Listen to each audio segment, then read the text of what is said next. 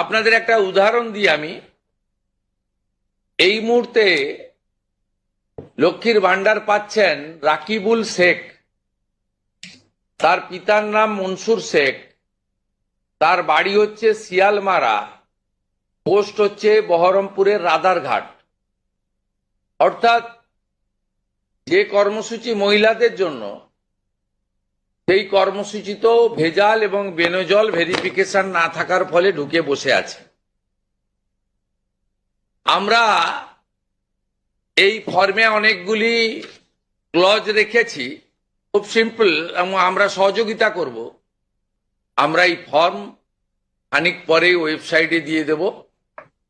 আমাদের মাননীয় মন্ত্রী অগ্নিমিত্রা পাল মহোদয়া এবং মাননীয় মুখ্য সচিব মনোজ আগরওয়াল মহোদয় পুরো ব্যবস্থাটাকে, প্রক্রিয়াটাকে সুন্দরভাবে পরিচালনার কাজ করবেন। একদিকে প্রশাসন, একদিকে জনপ্রতিনিধি, এবং এই কর্মসূচি, এই ফর্ম লঞ্চিংটা আমরা করলাম। আমাদের মাননীয় মন্ত্রী অগ্নিমিত্রা পাল প্রেস ব্রিফিং করে প্রতি সপ্তাহে কতজন এনরোলমেন্ট হলো সেটা সাংবাদিক বন্ধুদেরকে জানিয়ে দেবেন। 3 তারিখে আমি এবং আমার অন্যান্য ক্যাবিনেট কলিগরা থেকে আমরা ট্রান্সফারের কাজ শুরু করব। তারপরে ঠিক 7 দিন অন্তর অন্তর মাননীয় মন্ত্রী তিনি প্রেস ব্রিফিং করে জানিয়ে দিবেন যে এত লক্ষ ভেরিফিকেশন হলো এবং তারা লক্ষ্মীর ভান্ডার থেকে বেরিয়ে অন্নপূর্ণা যোজনায় চলে গেল। রাকিবুল শেখ লক্ষ্মীর ভান্ডার পাচ্ছিলেন। রাকিবুল শেখ লক্ষ্মীর ভান্ডার প্রকল্প হচ্ছে মহিলাদের জন্য। সেখানে একজন পুরুষ যুবক, তার অ্যাকাউন্টে টাকা ঢুকছিল। মারাত্মক ব্যাপার দর্শক। মানে কত রকমভাবে যে টাকা পয়সা এদিক সেদিক করা হয়েছে, লুট করা হয়েছে, তার কোনো ইয়ত্তা নেই।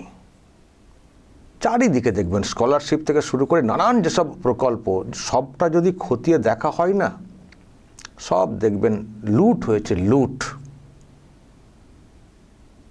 জব কার্ডের যে কাজটা হচ্ছিল, কেমন লুট হয়েছে জানেন তো? সেই জন্যই তো কেন্দ্রীয় প্রকল্প বন্ধ করে দেওয়া হয়েছিল। তো এটা হচ্ছে লক্ষ্মীর ভান্ডার ছিল রাজ্যের ব্যাপার, খতিয়ে দেখা হতো না। এখন নতুন সরকার এসছে, খতিয়ে দেখছে, যত দেখছে চক্ষু চড়ক গাছ হয়ে যাচ্ছে যে মহিলাদের প্রকল্প রাকিবুল শেখের অ্যাকাউন্টে ঢুকছে। এ কি, চমকে ওঠার মতো না?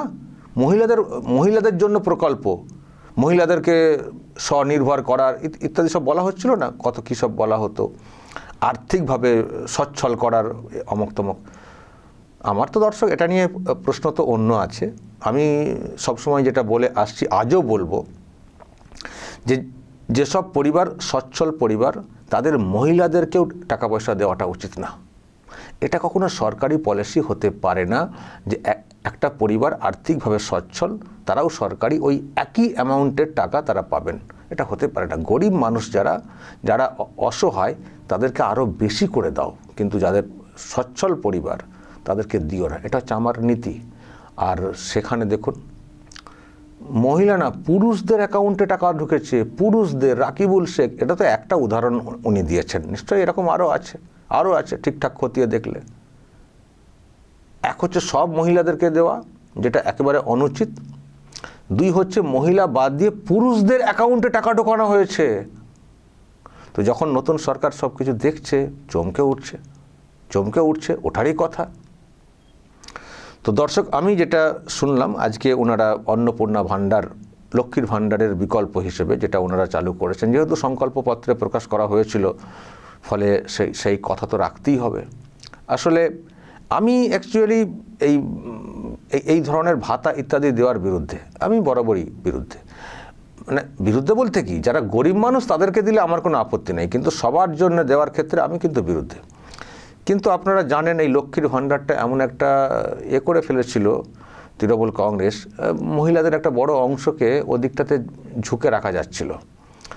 তো এখন কাঁটা দিয়ে কাঁটা তোলা বা পরিবর্তন ঘটাতে হবে বিষয়টা। তো সেই জন্যে বিজেপিও একটা সংকল্পপত্রে এই ভাণ্ডার এই টাইপেরই প্রকাশ করেছিল, কারণ বিজেপি কোথাও বুঝেছিল লক্ষ্মীর ভাণ্ডারটাকে যেভাবে মহিলারা একেবারে মানে লোভনীয় ব্যাপার হিসেবে ধরে রেখেছেন, এর একটা প্রভাব ভোট বাক্সে আছে, ফলে তাদের মাথাটাকে টলিয়ে দিতে হবে।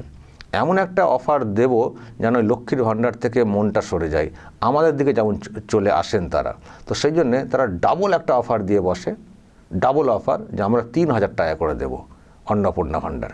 তো এটা আমিও বুঝেছি কোথাও, এটা বিজেপিরও যে সবাই যে এটা পুরোপুরি চান তা না, কারণ বিজেপির অন্যান্য রাজ্যে প্রকল্প আছে, কিন্তু সবার জন্য প্রকল্প না।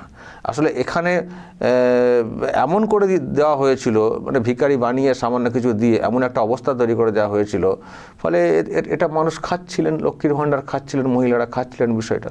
ফলে সেটার থেকে টলাতে গেলে সবার জন্যই একটা অফার দিতে হবে, এবং এমন একটা অফার দেব যে লক্ষ্মীর ভাণ্ডার থেকে যেন মানুষের মানে মহিলাদের মানে সরে যান। তো সত্যিই 3,000 টাকা অফার দেওয়াতে মহিলারা যারা একটু লক্ষ্মীর ভাণ্ডার দিকে তাকিয়ে থাকেন, তারা টলে যান। তারা তখন লক্ষ্মীর ভাণ্ডার যারা দিচ্ছিলেন তাদের বাদ দিয়ে ভোট হয়ে গেলে ডাবল টাকা ঢুকবে যারা এই কথা বলেছেন, তাদের দিকে ভোট দিতে শুরু করেন, মানে সমর্থন দিতে শুরু করেন। আরও অন্যদেরকে মানে বোঝান যে সরকার পাল্টালেই ডাবল। ফলে এটাতে কাজ হয়েছে, মানে বিজেপির কিন্তু বিরাট কাজ হয়েছে। এবং দেখেছেন এটা ঘোষণার পরে তৃণমূল কংগ্রেস ছটকাছটকি করছিল। তারা যেহেতু আগেই বাড়িয়ে ফেলেছে, আর বড় করে অফারও দিতে পারছিল না, আর তাদের হয়তো একটা কোথাও বাট একটা বিরাট ওভার কনফিডেন্স ছিল, আর কেন বাড়াবো, এতেই সরকার এসে যাব, সরকারে তো আমরাই আসবো। তো তারা আর নতুন করে বাড়ানোর কোনো সুযোগও তারা নেয়নি বিজেপির ঘোষণার পরে। তো বিজেপির ওই যে ঘোষণা, এতে কিন্তু একটা বিরাট একটা ধাক্কা তৃণমূল কংগ্রেসের লক্ষ্মীর ভাণ্ডারে দিয়েছিল। তো যখন আমি আবারও বলছি, হয়তো আমি সবাইকে দেওয়ার পক্ষপাতী ছিলাম না, এখনও নেই, কিন্তু ওই যে পরিবর্তনটা জরুরি ছিল, ফলে এটা একটা কৌশল ছিল পরিবর্তনের। তো ঠিক আছে, একটা টাকা যদি যায়ও, সেই টাকা তো এসে যাবে কেন্দ্রীয় প্রকল্পের, ওখান থেকে অনেক কিছু আসবে, জানি সেটা দেশেরই টাকা, দেশের কোথাও টাকা নয় চাই হোক, সেটা আমরা কখনো চাই না, তবুও বাংলাতে পরিবর্তনটা জরুরি ছিল। ফলে এই যে ঘোষণা হয়েছিল না, আমি একটু নির্বাকী ছিলাম। আমি এমনিতে ভাতা এইসবের বিরুদ্ধে অনেক সময় সরব হয়েছি, কিন্তু বিজেপির এই সংকল্পপত্র ঘোষণার পর 3,000 টাকার ব্যাপারটা আমি কিন্তু এটা খুব একটা হাইলাইট করিনি, কারণ ওই যে আমি বুঝেছিলাম যে পরিবর্তনটা জরুরি। পরে হয়তো অন্যভাবে আবার মহিলাদের কি বোঝানো যাবে যে ভাতা সবাই নেবেন কেন, কর্মসংস্থান হচ্ছে, কাজ করুন, ফলে তখন বুঝিয়ে বিষয়টাকে আবার একটা এভাবে আনা যাবে। কিন্তু এখন পরিবর্তনটা তো জরুরি। তো যদি আমি এখানে সংকল্পপত্রে যেটা ঘোষণা করেছে ডাবল, ওটা নিয়ে যদি বেশি সোচ্চার হই, বিরুদ্ধে কথা বলি, তাহলে পরিবর্তনের ক্ষেত্রে একটা ধাক্কাই লাগবে। তো যা হচ্ছে হোক, সংকল্পপত্র যে প্রকাশটা করেছে করুক, দিলে দেবে, কিন্তু আমার তার সাথে সাথে আমার স্কুল, কলেজ, কলকারখানা, আমার এগুলো হলে আমরা তো সেটাই দরকার চাই না বাংলার জন্য। আর সেগুলো এদিকে কর্মসংস্থান ইত্যাদি হয়ে গেলে মানুষ ভাতা নির্ভর জায়গা থেকে সরেও আসবেন, ভাতা কালচার থেকে সরে আসবেন। তো যাই হোক দর্শক, যেহেতু ঘোষণা হয়েছিল, মানুষ অপেক্ষায় ছিলেন, তো সেই অপেক্ষার নিরসন ঘটাচ্ছে নতুন সরকার। কিন্তু তা বলে কি একেবারে অন্ধের মতো দিয়ে দিচ্ছে? না, অন্ধের মতো দিচ্ছে না। এই যে ছাঁকনিটা ব্যবহার করছে, এটা দরকার ছিল। সবাইকে দেওয়া হচ্ছে, মানছি, ঠিক আছে, চলো দেওয়া হোক, কিন্তু দেওয়া হচ্ছে বলতে কি, যাদের আইটি ফাইল আছে হবে না। আইটি ফাইল যারা অনেক টাকা ইনকাম করেন, তাদের জন্য কিন্তু হবে না। ঠিকই করেছে এটা। আর দ্বিতীয়ত, যারা সরকারি কর্মচারী বা আছে, ওসব তো হবে না।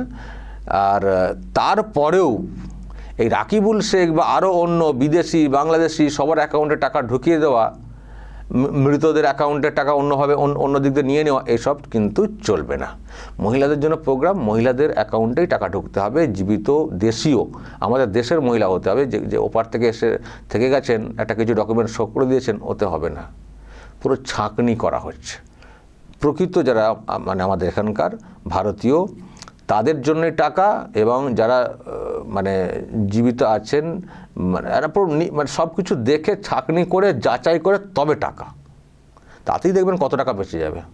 তাতেই দেখবেন কত টাকা বেঁচে যাবে। ওরা তো 1,500 করে দিত তো, আর এটা তো বলেছে 3,000 দেবো, কিন্তু দেখবেন এই 1,500 টাকার যে ব্যাপারটা ঠিকঠাক ছাঁকনি হলে ওখানে এত নাম বাদ যাবে, দেখবেন ওটাই ডবল দেওয়ার যে খরচটা ওর কাছাকাছি হয়ে যাবে। তো ভালোই হলো, ওই একই টাকায় ডাবল হয়ে গেল, পরিবর্তন এসে গেল, তো ভালোই। তো যাই হোক, সেই চাকরিটা ওনারা শুরু করছেন। ওনারা একটা ফর্ম ফিল আপ করছেন, ওনারা কিন্তু ডিরেক্টলি অ্যাকাউন্টে ট্রান্সফার করছেন না। যারা লক্ষ্মীর ভাণ্ডার পাচ্ছেন তারাই সঙ্গে সঙ্গে 3,000, ওটা কিন্তু করা হচ্ছে না।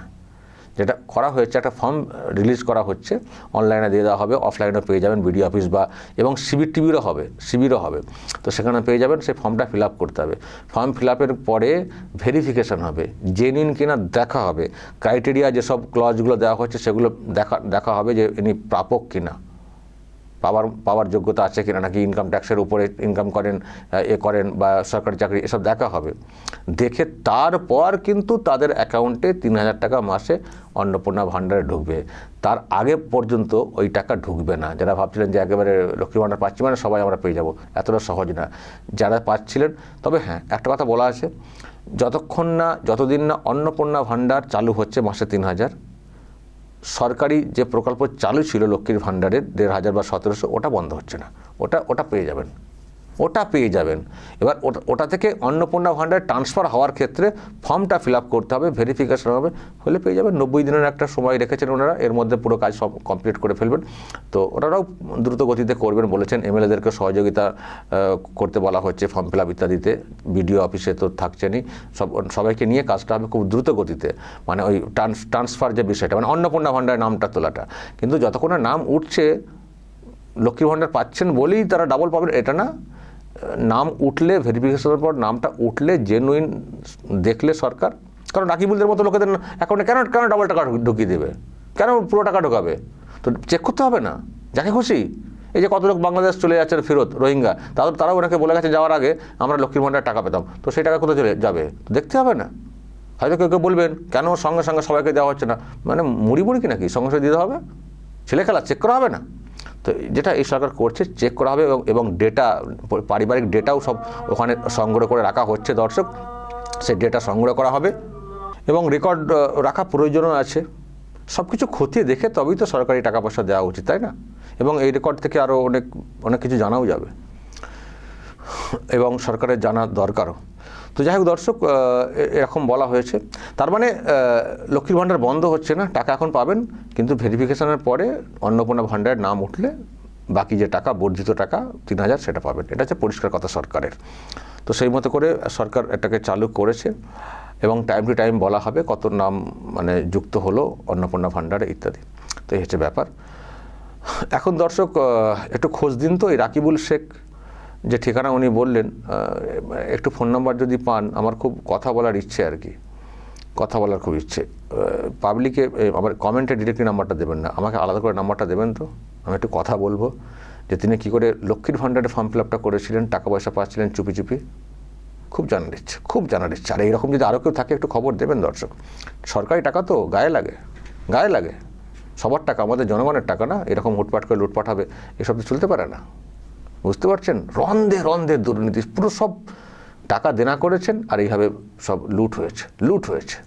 আর দেখছেন না যে সরকার পাল্টে গেছে, যারা লুট করেছেন সব এখন পাল্টি খাচ্ছেন, সব এখন বিজেপির সঙ্গে মিশে যাওয়ার চেষ্টা করছেন। বুঝছেন না কেন তারা এইসব করছেন? দর্শক বলবেন যা বলার এবং নজর রাখবেন আরামবাগ টিভিতে।